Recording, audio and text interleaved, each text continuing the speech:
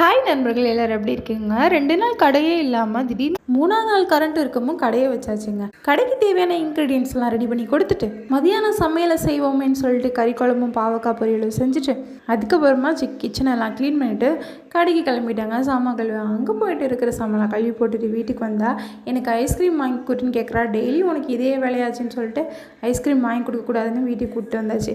அவங்க வந்த கொஞ்ச நேரத்துலேயே என் மாமியார் வந்துட்டாங்க. அவங்க கூட உட்காந்து சாப்பாடை சாப்பிட்டுட்டு அதுக்கப்புறம் கொஞ்சம் நேரம் என் பொண்ணு கூட விளாண்டுட்டு ஈவினிங் வேலையெல்லாம் ஆரம்பித்து அந்த வேலையை முடிச்சுட்டு நான் இன்றைக்கி ஸ்கேன் பண்ணுறதுக்காக வெளியே கிளம்பியாச்சு. ஸ்கேனை முடிச்சுட்டு வர வழியில் நைட்டு டின்னருக்கு என்னடா பண்ணுறதுன்னு எஸ்எஸ்ல பிரியாணி சாப்பிடுவோன்ட்டு பிரியாணியை வாங்கியாச்சு, சைட் டிஷ்ஷும் வாங்கியாச்சு.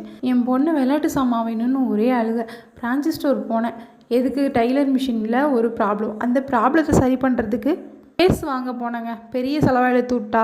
சரி, நம்ம பொண்ணுக்கு தானே செய்கிறோம், வேறு யாருக்கு செய்கிறோம்னு சொல்லிட்டு பொருளெல்லாம் வாங்கிக்கிட்டு இந்த வீடியோ இதோட முடிச்சிடுறேங்க. வீடியோ பிடிச்சா மறக்காமல் லைக் பண்ணிவிடுங்க.